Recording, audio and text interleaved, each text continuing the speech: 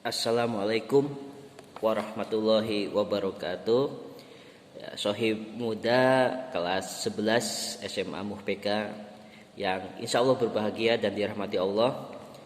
Pada video kali ini Ustadz ingin menyampaikan ya terkait materi PKN di bab pertama Pancasila.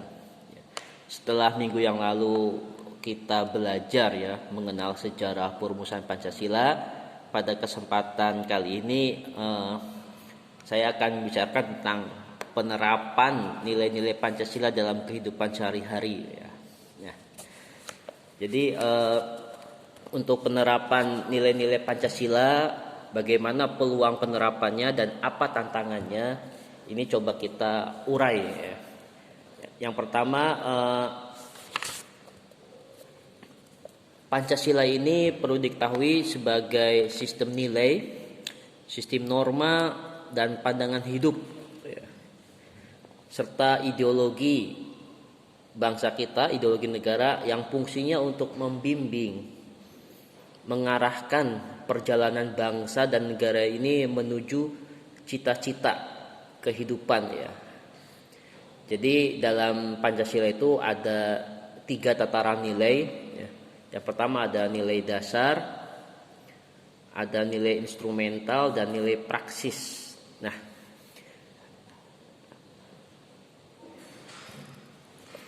tentang nilai praksis yang akan kita bicarakan ini, kita bicara tentang pembudayaan Pancasila. Jadi pembudayaan Pancasila ini adalah gerakan ya, pembangunan mental karakter bangsa Indonesia.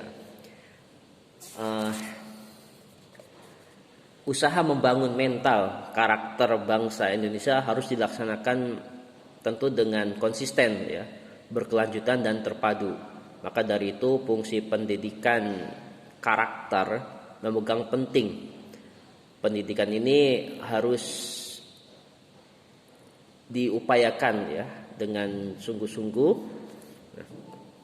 di tengah tantangan globalisasi saat ini. Nah, terkait tantangan penerapan Pancasila ini ada nilai-nilai Pancasila ya. Pertama, Pancasila itu sebagai ideologi terbuka. Nah, sebagai ideologi terbuka ini ada tantangannya juga. Jadi ideologi terbuka ini maksudnya begini, tidak bersifat kaku, dinamis ya, dan terbuka terhadap perkembangan zaman, perkembangan iptek. Nah, jadi Pancasila ini dapat menyesuaikan secara terbuka dan antisipatif ya. Jadi ini tantangannya itu nilai-nilai luar, nilai-nilai asing. Kemudian Pancasila juga berfungsi sebagai identitas bangsa. Nah, tantangannya ini jangan sampai identitas bangsa ini luntur karena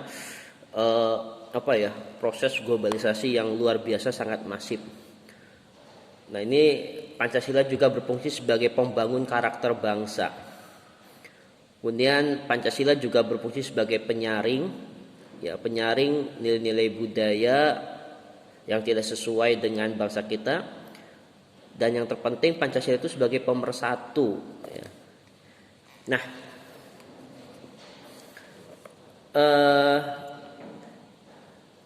permasalahan yang muncul dalam penerapan Pancasila ini bisa kita bagi ya. Tantangan itu pertama tantangan mentalitas. Nah, ini bagaimana mentalitas para aparatur negara, penyelenggara negara agar sesuai dengan Pancasila ini perlu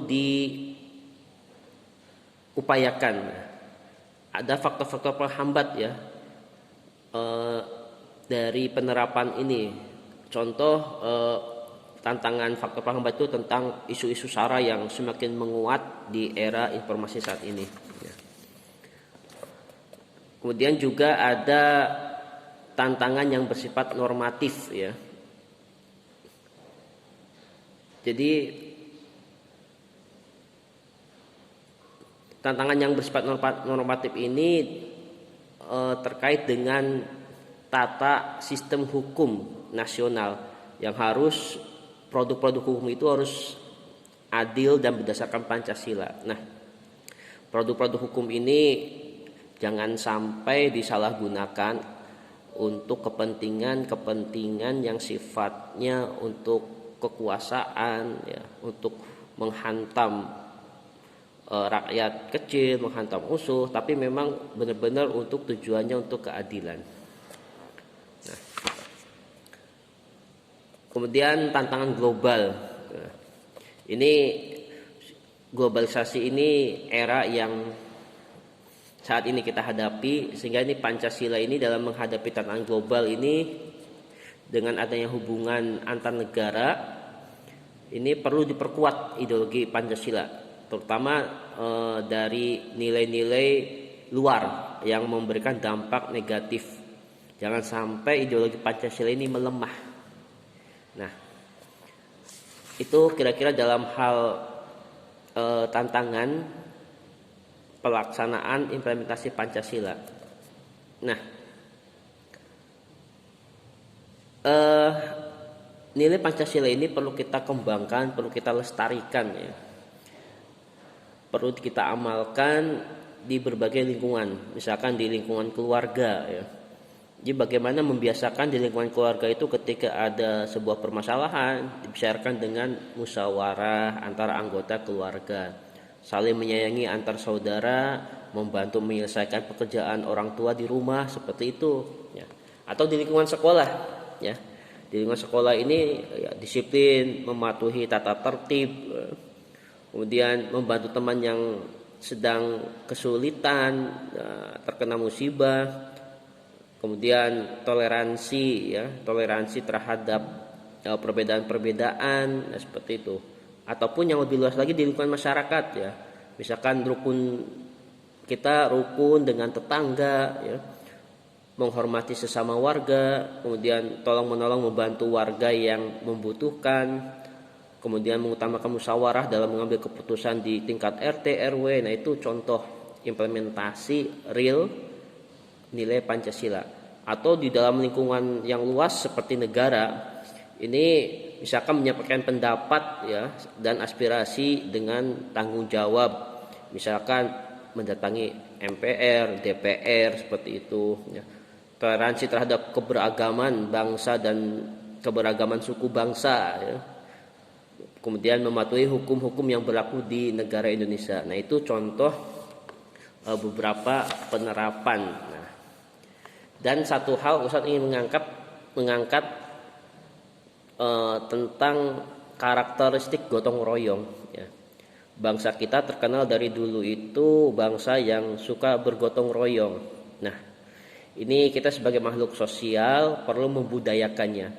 Apalagi kemarin di bulan Agustus, tentu ketika memperingati hari kemerdekaan, saya yakin semua daerah, semua kampung itu bergerak gotong royong, membersihkan jalan, mengecat jalan, memasang bendera merah putih. Ini adalah suatu contoh real, ternyata budaya gotong royong masih kuat mengakar di masyarakat kita, dan kita harus bersyukur.